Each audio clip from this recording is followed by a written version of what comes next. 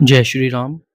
जब जीवन में चारों तरफ से संकट घेर लें और कोई रास्ता ना सूझे, तो इंसान का फैसला कैसे टूटता है, आज की कथा उसी परीक्षा की है। विभीषण से मार्ग जानकर हनुमान जी सोने की लंका के भीतर उस स्थान पर पहुंचे जिसे अशोक वाटिका कहा जाता था। लेकिन क्या आप जानते हैं कि जैसे ही हनुमान जी ने वृक्ष के पीछे छुपकर माता सीता को देखा, वैसे ही वहां 10 सिर वाला अहंकारी रावण अपनी तलवार खींचकर पहुंच गया। रावण ने माता सीता को क्या भयानक धमकी दी और कैसे माता ने एक तिनके की ओट लेकर लंकापति के अहंकार को कुचल दिया। आज राम नाम जप डायरी का दिन 43 है। आज हम मर्यादा और अटूट पवित्रता और पतिव्रता धर्म के उस सबसे बड़े संवाद को सुनेंगे।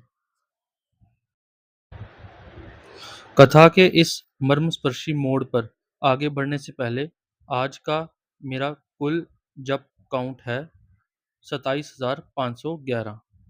आप सभी का निस्वार्थ प्रेम और प्रभु का नाम ही मेरी इस यात्रा की असली पूंजी है।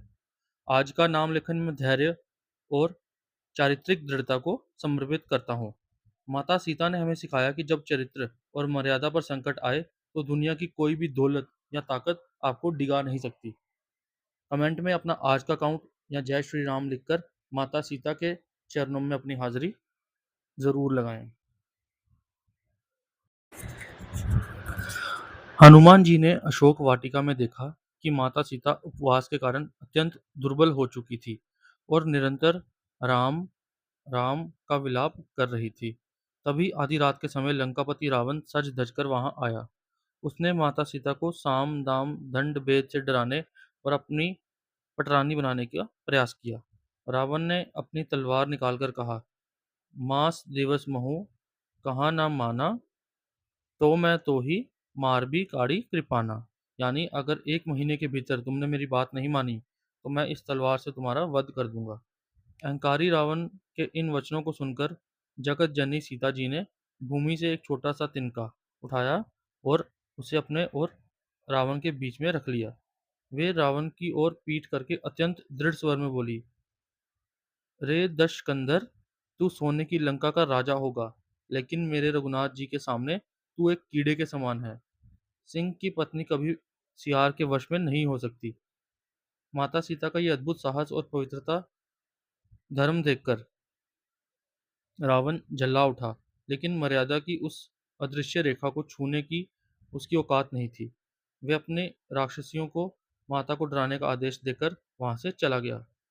वृक्ष के ऊपर बैठे हनुमान जी माता के इस कष्ट और उनकी इस महान दृढ़ता को देखकर अपनी आंखों के आंसू नहीं रोक पा रहे थे।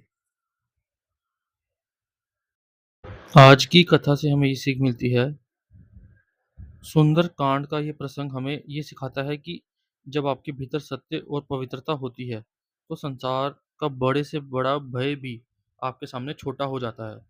रावण जैसी आसुरी शक्तियां केवल डरा सकती हैं, लेकिन आपके आत्मबल को नष्ट नहीं कर सकती। आज के मेरे 27,511 नाम माता सीता के इसी पावन त्याग को समर्पित हैं।